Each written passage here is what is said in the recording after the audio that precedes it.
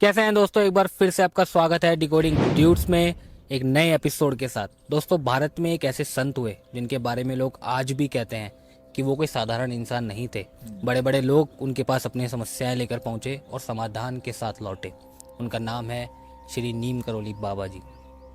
कुछ लोगों का मानना है कि ये हनुमान जी का भी स्वरूप है। तो आज हम जानेंगे कि क्या ये सही में हनुमान जी के स्वरूप हैं या सिर्फ एक महान संत।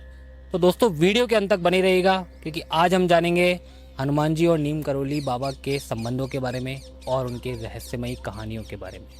बात है 1900 के दशक की। उत्तर प्रदेश के एक ब्राह्मण परिवार में एक व्यक्ति का जन्म होता है। उनका नाम था लक्ष्मी नारायण शर्मा। बचपन से ही उन्हें दुनियादारी में कोई रुचि नहीं थी। उनका मन भक्ति, सेवा और ध्यान में ही लगा रहता था। परिवार ने कम उम्र में उनकी शादी करा दी, जो कि वहाँ आम बात है। युवावस्था में ही उन्होंने अचानक सब कुछ छोड़ दिया और भगवान की सेवा, भक्ति और संतों के साथ घूमने लगे। धीरे धीरे वे बहुत जगह पर पहुंचे और वहां पर उन्होंने तपस्या, सेवा और ध्यान किया।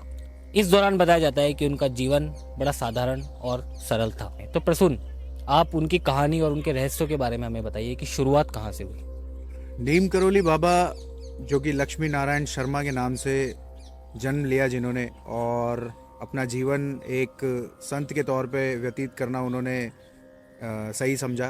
तो उनकी शुरुआत जो है ना, 1900 से लेके 1940 तक तो वो एक साधारण जीवन जीते रहे अपना। लेकिन 1940 से उनकी असली कहानी शुरू होती है, जहाँ से वो नीम करोली बाबा के रूप में लोगों के बीच में प्रचलित हुए, लोग उन्हें जानने लगे।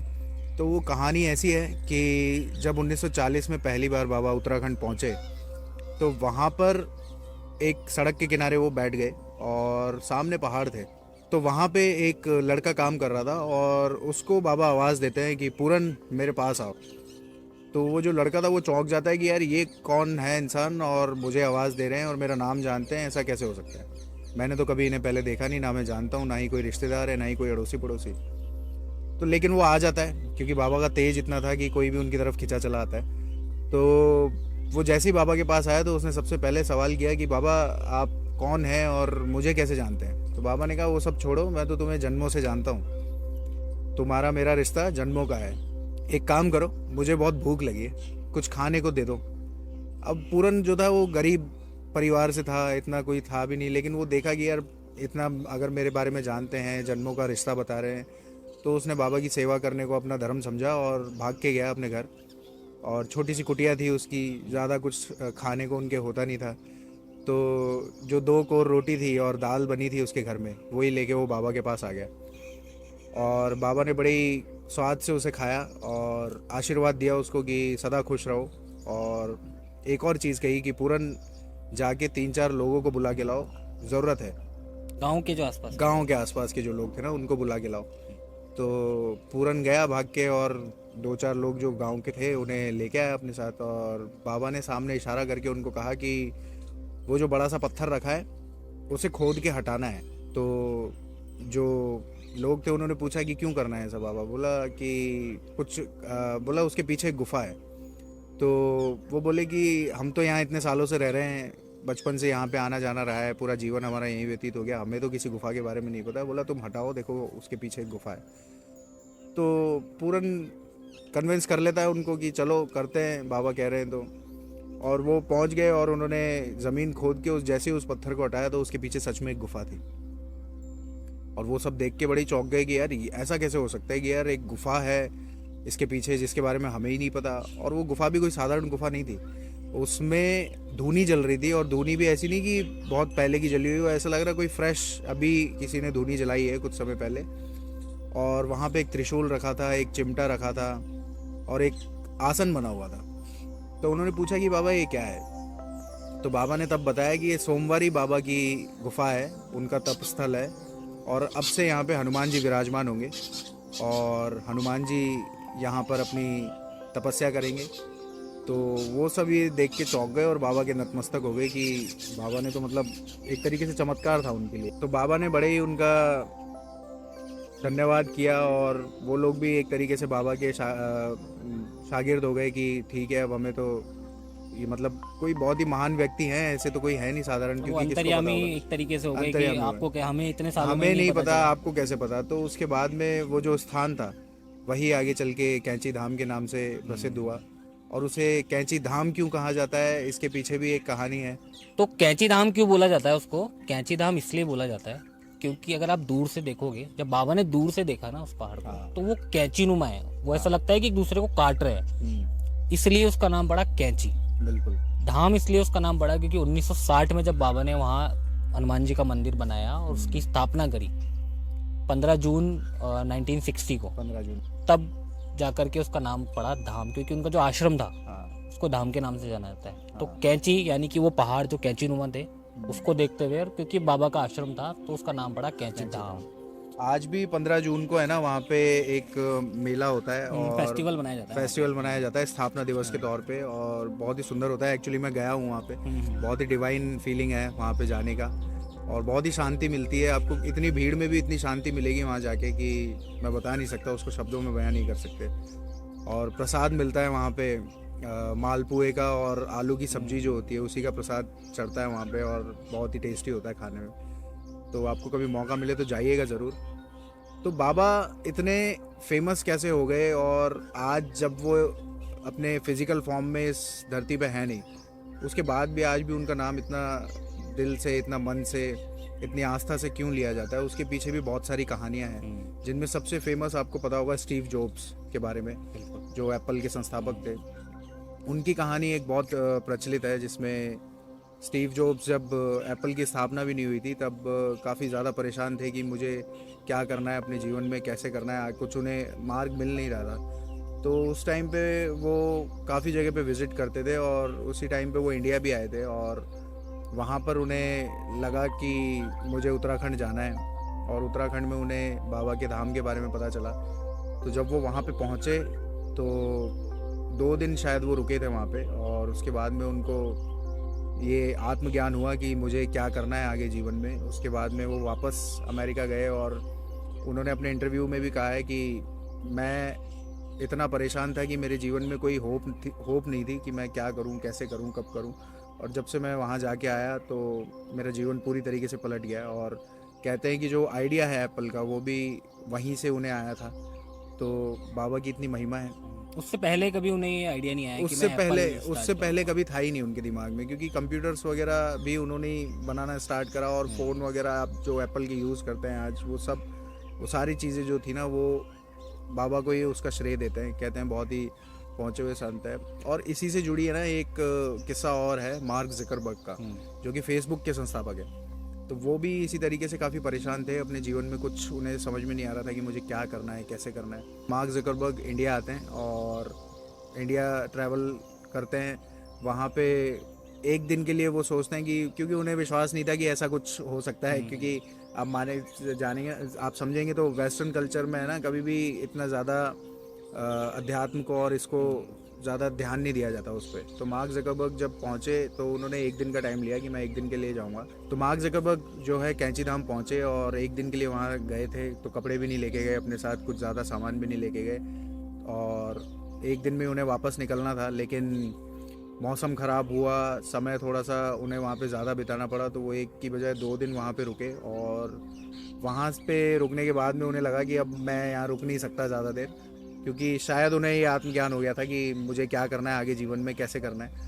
और वो सीधा अमेरिका जाते हैं, और उसके बाद में तो सबको पता है फेसबुक की कहानी, किस तरीके से उन्होंने फेसबुक की स्थापना करी, और आज कितनी बड़ी कंपनी है। दुनिया के सबसे अमीर लोगों में मार्क ज़करबर्ग का नाम लिया जाता है। तो बाबा की ऐसी महिमा रही है, काफ़ी सारे लोगों को मार्गदर्शन किया है उन्होंने, अपने होते हुए और ना होते हुए भी। क्योंकि मार्क ज़करबर्ग जब गए थे तब बाबा इस धरती पे नहीं थे, सिर्फ उनका धाम था। तो उस जगह में ही कोई डिवाइन एनर्जी है। आपको ज़रूरी नहीं है कि बाबा मिलें या फिर, और ऐसा भी कहते हैं कि बाबा जो है वो आज भी मतलब लोगों के सपनों में किसी ना किसी तरीके से है ना, लोगों की मदद करते रहते हैं। आपके जीवन में किसी ना किसी तरीके से इन्फ्लुएंस करेंगे वो, अगर आप उनको मानते हैं, उनको पूजते हैं। तो ये सारी चीज़ें उनकी रही है। और एक कहानी है जूलिया रॉबर्ट्स, जो कि बहुत ही फेमस हॉलीवुड की एक्ट्रेस रही हैं। उनकी भी काफ़ी फैसिनेटिंग सी स्टोरी है। उसमें जूलिया रॉबर्ट्स जो हैं वो तो कभी उन्होंने नाम भी नहीं सुना था। उनका करियर बहुत ही डिप पे जा रहा था, बिल्कुल भी करियर उनका अच्छा नहीं चल रहा था।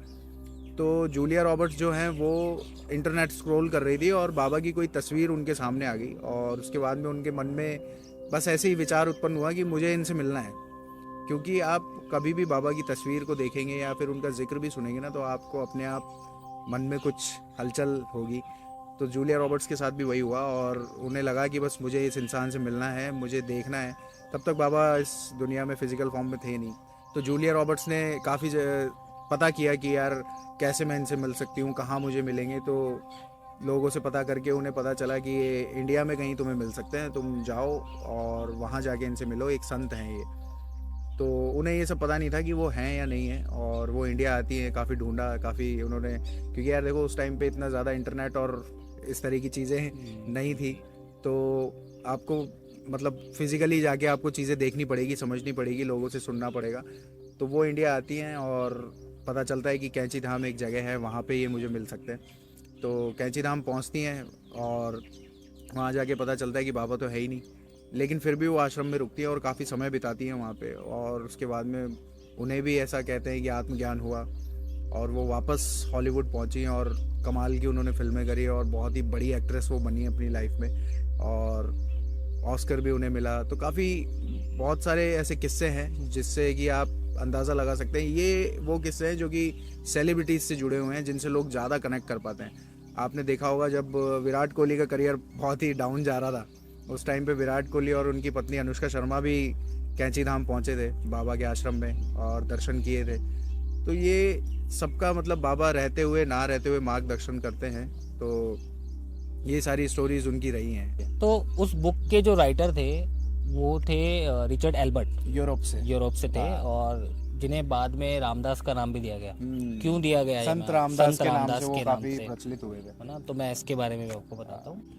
तो रिचर्ड एल्बर्ट जो थे, उनकी एक प्रॉब्लम थी, वो नशे के एडिक्टेड थे। वो जितने भी नशे होते हैं, चरस, गांजा, टीएमटी और जितनी भी चीज़ें होती है ना गलत तरीके की, उन सबको कंज्यूम करते थे और बड़े दुखी थे, क्योंकि छोड़ना चाहते थे लेकिन एडिक्शन की वजह से छोड़ नहीं पा रहे। तो कहते हैं कि इन चीज़ों का एडिक्शन तो जाता भी नहीं। बिल्कुल सही बात है। तो उन्हें किसी ने सजेस्ट किया, आप जाइए और ऐसे एक बाबा है, तो सुना है कि वो मन की बात जान लेते हैं। तो वो पहुँचे, बाबा से मिले।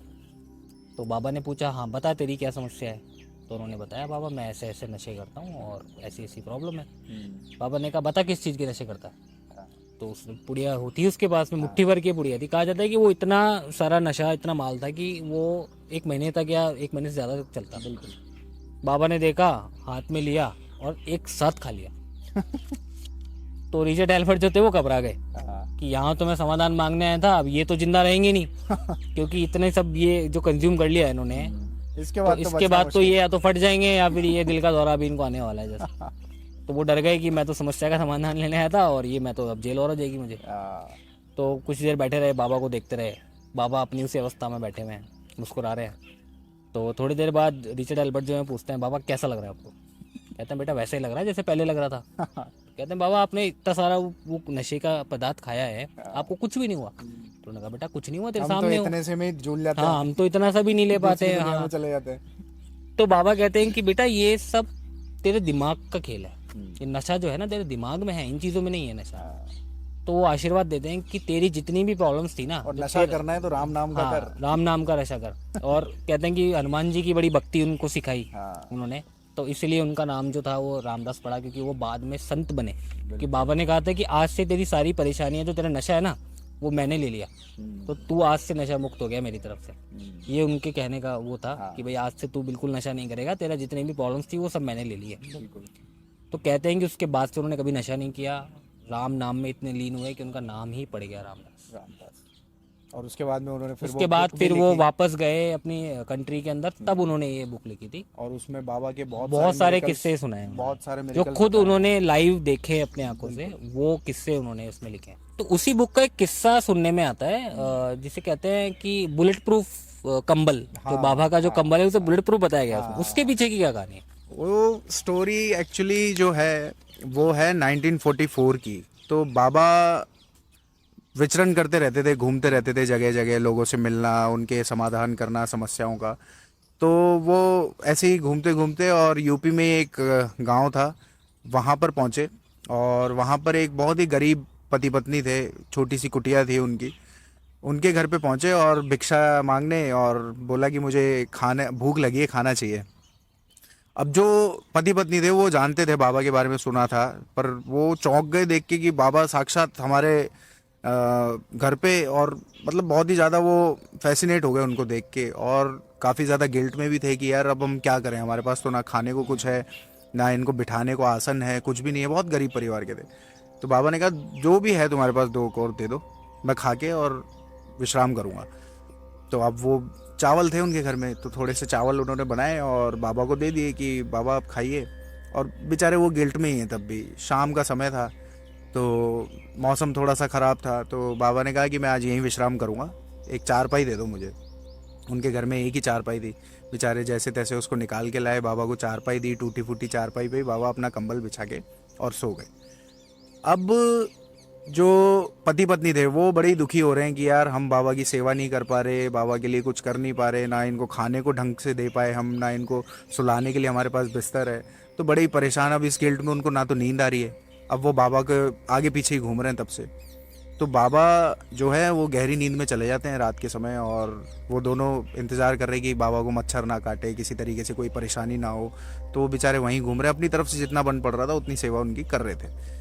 अब बाबा थोड़ी देर तक तो शांति से सोते हैं, लेकिन उसके बाद में बाबा कराने लगते हैं, जैसे कोई उन्हें मार रहा हो, कोई पीट रहा हो। तो अब वो परेशान, अब वो उठा भी नहीं सकते कि क्या पता कोई सपना देख रहे हैं बाबा, तो बीच में उठा दे तो उनकी नींद खराब हो जाएगी। वो बेचारे देख रहे हैं बैठे बैठे। बाबा ने वो जो कंबल बिछा के लेटे थे वो कंबल ओढ़ लिया, कंबल ओढ़ के तब भी वो करा रहे हैं, और पूरी रात कराते रहे, जैसे कोई उनके ऊपर अत्याचार कर रहा हो, कोई दिक्कतें उनको हो रही हो, कोई मार रहा हो। सुबह हुई, बाबा अर्ली मॉर्निंग उठे और चल दिए सूर्योदय से पहले ही कि मैं जा रहा हूँ, और ये जो कंबल है, जो कंबल उन्होंने ओढ़ा हुआ था वो उनको दिया, और बोला कि ये कंबल लपेट के मैं तुम्हें दे रहा हूँ और इसे गंगा में प्रवाहित कर देना ले जाके, और खोल के मत देखना इसे गंगा में जाते वक्त। तो पति पत्नी बड़ी शौक में कि यार बाबा अचानक से पूरी रात ऐसे, पहले तो परेशान रहे और फिर अब उठ के अचानक से जा रहे हैं और कह रहे हैं कंबल को गंगा में प्रवाहित कर दो, इसे खोल के मत देखना, ये क्या चल रहा है। तो बड़े ही दुखी थे कि यार हम बाबा के लिए कुछ नहीं कर पाए, लेकिन चलो जो बाबा ने आदेश दिया है वो तो हम पूरा करें, क्या पता इसमें बाबा की कोई कोई इच्छा हो। तो बाबा चले गए, अब वो कंबल लेके और गंगा में प्रवाहित करने गए। तो वो कंबल रास्ते में चलते चलते भारी होता जा रहा है, और उसमें से ऐसी आवाज़ आ रही है जैसे कोई लोहा पड़ा हो, टन टन करके जो आवाज़ आती है ना, उस तरह की आवाज़ उसमें से आ रही है चलने पे, और ऐसा उन्हें लग रहा है कि जैसे कुछ भारी चीज़ है, कोई लोहा या पीतल, ऐसी कुछ चीज़ें उसमें पड़ी हो। तो वो जाके बड़ी, मतलब जैसे पहुंचते हैं नदी तक तो उनके मन में क्यूरियोसिटी जागती है कि यार खोल के देख लें इसमें क्या है, लेकिन बाबा का आदेश है, उल्लंघन हो जाएगा उसका। तो वो फिर भी नहीं खोलते और अपनी क्यूरियोसिटी को दबा के मन में और कंबल को गंगा में प्रवाहित कर देते हैं। अच्छा, बाबा जब वहाँ से निकले थे तो उन्हें ये भी कह के गए थे कि तुम चिंता मत करो, 1 महीने बाद तुम्हारा बेटा घर वापस आ जाएगा, क्योंकि वो बड़े परेशान थे। अब वो इस चीज़ से भी बड़े शौक थे कि यार बाबा को कैसे पता कि हमारा बेटा घर पे नहीं है और 1 महीने बाद आ जाएगा वापस, कह रहे हैं, ये किस तरीके की, मतलब बाबा तो अंतर्यामी थे, उन्हें सब पता था। तो जैसे तैसे करके वो सब गंगा में प्रवाहित करके और 1 महीना निकल जाता है, वो बात आई गई हो जाती है, भूल जाते हैं कि यार ऐसा भी कुछ है, बाबा ने कुछ कहा था, कुछ नहीं कहा था। और 1 महीने बाद अचानक उनका बेटा घर पे आता है। अब वो देख के बड़ी शौक की, यार ये कैसे हो गया, ये कहाँ से आ गया वापस, और बाबा बोल के, तब उनके मन में थोड़ा सा विचार आता है कि यार बाबा बोल के गए थे कि 1 महीने बाद तुम्हारा बेटा आ जाएगा, और बेटा सही में आ गया। तो बाबा को बड़ा ही धन्यवाद कहते हैं। अब वो कहानी पूछते हैं कि भैया तुम कैसे आए वापस और कहाँ थे इतने टाइम।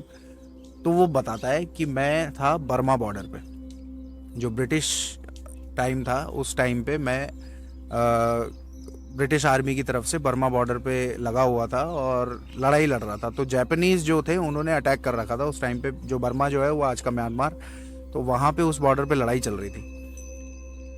अब वो बताता है कि पूरी रात, बोला मेरे ऊपर अटैक हुए, मेरे आसपास मैंने अपने दोस्तों को मरते हुए देखा, अपने कंपनी कमांडर को मरते हुए देखा, गोलियां लग रही थी, लेकिन एक भी गोली मुझे नहीं लगी। सारी गोलियां मेरे आसपास से निकल गई, एक भी गोली मुझे नहीं लगी। अब ये सुन के जो माँ बाप थे उनके मन में ख्याल आता है कि यार ये क्या बात हो रही है। तो वो पूछते हैं कि भाई ये किस दिन की बात है, वो बताता है इस दिन की बात है। तब उनके मन में समझ में आता है कि यार उस दिन तो बाबा घर पे आए थे और जो पूरी रात वो करा रहे थे वो गोलियां उनके ऊपर चल रही थी। वो जो गोलियां थी जो उनके बच्चे पे लगनी थी, वो सारी गोलियां वो अपने ऊपर ले रहे थे। और जो वो कंबल जो लेके गए थे वो गंगा में प्रवाहित करने, उसके अंदर जो थे वो गोलियों के कारतूस थे। तब उन्हें जाके ये समझ में आता है और वो अपने बेटे को ये बात बताते हैं, तो वो बड़ा ही ज़्यादा रोता है उस चीज़ को और बाबा को बहुत धन्यवाद करता है। और उसके बाद में तो मतलब बाबा के बहुत बड़े भक्त बन गए। तो ऐसी बहुत सारी कहानियाँ हैं बाबा की जो कि प्रचलित हैं। और मतलब ये डॉक्यूमेंटेड है, ऐसा नहीं है कि कोई हवाई हवाई बातें हैं, सब ये डॉक्यूमेंटेड है। ये बुक में लिखा हुआ है रिचर्ड एल्पर्ट ने अपनी।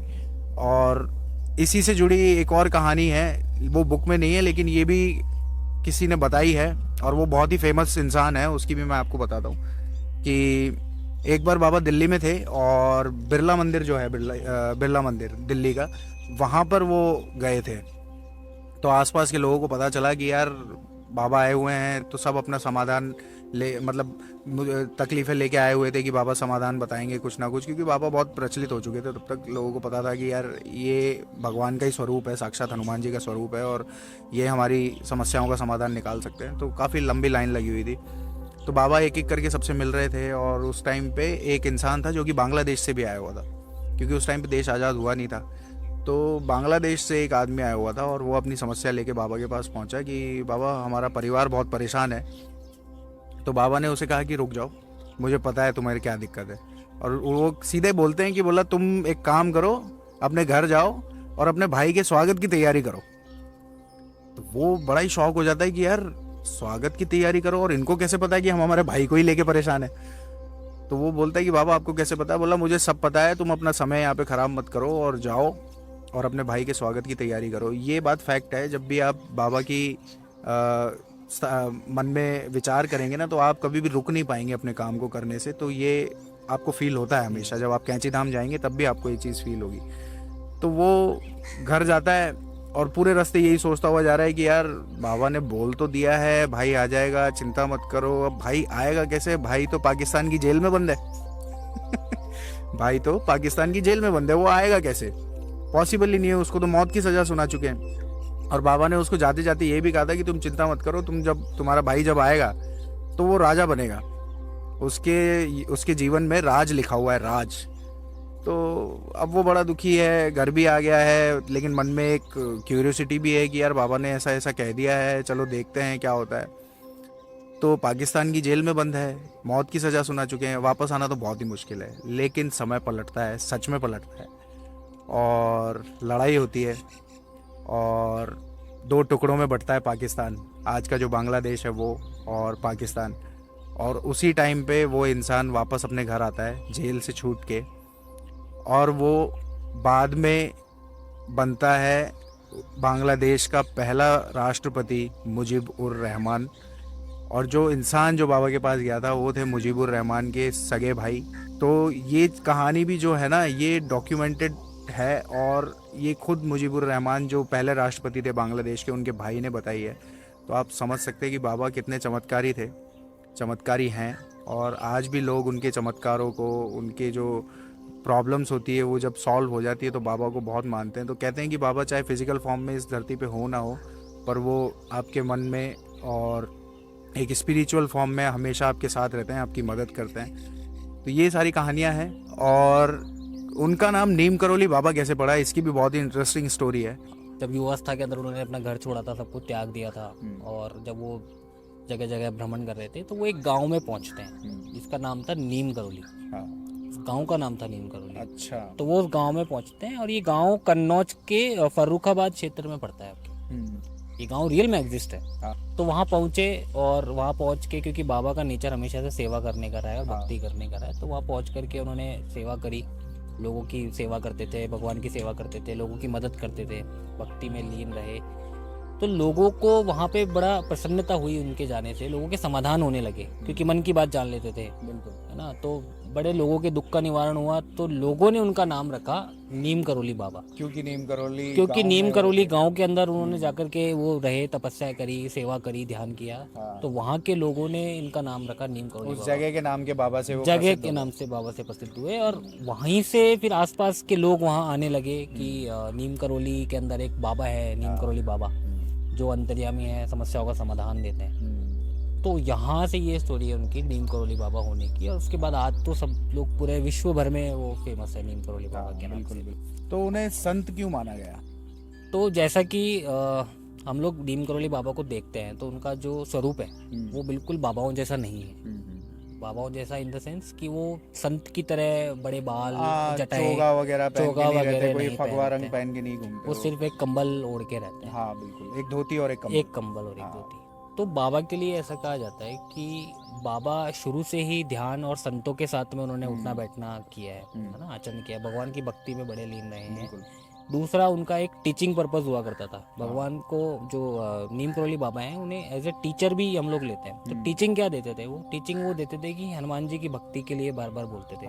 वो कहते थे भगवान की भक्ति करो, उनकी सेवा करो, लोगों की मदद करो, तुम्हारे जीवन में सब कुछ ठीक हो जाएगा। तो इस पे बड़ा उनका फोकस रहता था। आध्यात्मिक ज्ञान बहुत उनके पास में था, तो आध्यात्मिक ज्ञान बड़ा वो लोगों को देते थे। लोगों की समस्याओं के समाधान होने लगे, लोगों की समस्याओं का समाधान करते थे। तो उनका जो आध्यात्मिक नेचर है, जो उनका आध्यात्मिक भाव है, उसी से प्रभावित होकर के लोग उन्हें संत माना। उनकी वेशभूषा से उन्हें संत नहीं बोला गया, उनके आध्यात्मिक प्रभाव के कारण उन्हें संत बताया गया। और शुभम, उन्हें हनुमान जी का अवतार भी कहा जाता है। कहा जाता है कि वो साक्षात हनुमान जी के अवतार हैं। हनुमान जी का अवतार मानने के पीछे ना कुछ कारण है। वो कारण ये है कि एक तो वो हनुमान जी के बहुत बड़े भक्त थे, तो हनुमान जी की बड़ी गहरी भक्ति करते थे। तो कहा जाता है कि जब आप किसी देवता की बहुत ज़्यादा भक्ति करते हो, किसी देवता को बिल्कुल अपने अंदर समर्पित, देवता को अपने आप को समर्पित कर देते हो और अपने मन में बसा लेते हो, तो जो भक्त हैं उन्हें ऐसा लगता है कि आप उन्हीं का स्वरूप हो। मतलब जब कोई संत किसी देवता को इतना ज़्यादा भक्ति में लीन हो जाते हैं, तो जो उस संत के जो भक्त होते हैं वो उन्हें भगवान के रूप या उनके दूत के रूप में ही देखने लगते हैं। तो एक कारण तो ये भी है कि उनको भगवान का रूप माना जाता है। दूसरा ये है कि लोगों ने जो चमत्कार बताए हैं, लोगों ने चमत्कार बताए हैं कि जैसे हनुमान जी जो थे वो रक्षा का स्वरूप हुआ करते थे, भक्ति का स्वरूप है ना, सेवा का स्वरूप हुआ करते थे। तो बाबा को बताया कि बाबा चमत्कारी थे, तो अंतर्यामी थे, मन की चिंता जान लेते थे। हनुमान जी भी है, जैसे सारी चिंताएं हरण कर लेते हैं, उसी तरीके से बाबा जो है वो चिंता हरण कर लेते थे। लोगों को उनसे सहायता मिली। लोगों ने जब डर लगता है, जब हमें संकट होता है, तो हम हनुमान जी को पुकारते हैं कि हनुमान जी, तो हमें एक इनविजिबल एक हेल्प फील होती है। तो लोगों को वो इनविजिबल हेल्प फील हुई।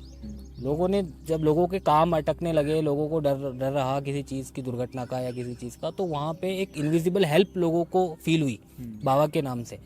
तो ये भी कारण है कि उन्हें चमत्कारी माना जाता है कि जो स्वयं हनुमान जी के जो लक्षण होते हैं, जो हनुमान जी से हम लोग एक्सपेक्ट करते हैं कि हनुमान जी हमारे साथ करेंगे, या जो करते हैं हनुमान जी, जो उनका आचरण है हनुमान जी का स्वयं, वही सेम नीम करोली बाबा का रहा। उनकी जीवन शैली भी आई थिंक हनुमान जी से उनकी जीवन शैली भी हनुमान जी से काफ़ी मिलती रही है। जैसा हनुमान जी का जीवन रहा भक्ति सेवा भाव से, वैसा ही जीवन नीम करोली बाबा का भी सेवा भक्ति से रहा। बिल्कुल। तो ये कारण है जो उन्हें बताया जाता है। बाकी मैं खुद स्वयं मानता हूँ कि वो हनुमान जी का ही रूप है। हाँ बिल्कुल, क्योंकि जितनी भक्ति उन्होंने हनुमान जी की करी है, तो नो डाउट कि चमत्कारी शक्तियाँ उनके अंदर थी हनुमान जी की। तो दोस्तों, इन शॉर्ट अगर मैं बात करूँ तो एक साधारण जगह जहाँ एक संत ने आस्था और भक्ति का दीप जलाया, और आज वही जगह लाखों लोगों की भक्ति और आस्था का केंद्र बन चुकी है। तो यही है कैंची धाम की कहानी। आई होप आपको ये वीडियो पसंद आया होगा और काफ़ी सारे रहस्य और नीम करोली बाबा की कहानी जानने को मिली होगी। और हम सब बाबा के आशीर्वाद से आगे बढ़ें जीवन में, यही कामना करते हैं। और इसी के साथ इस वीडियो को एंड करते हैं और वादा करते हैं आपसे मिलेंगे नेक्स्ट एपिसोड में एक नए और इंटरेस्टिंग टॉपिक के साथ। तब तक के लिए बाय बाय।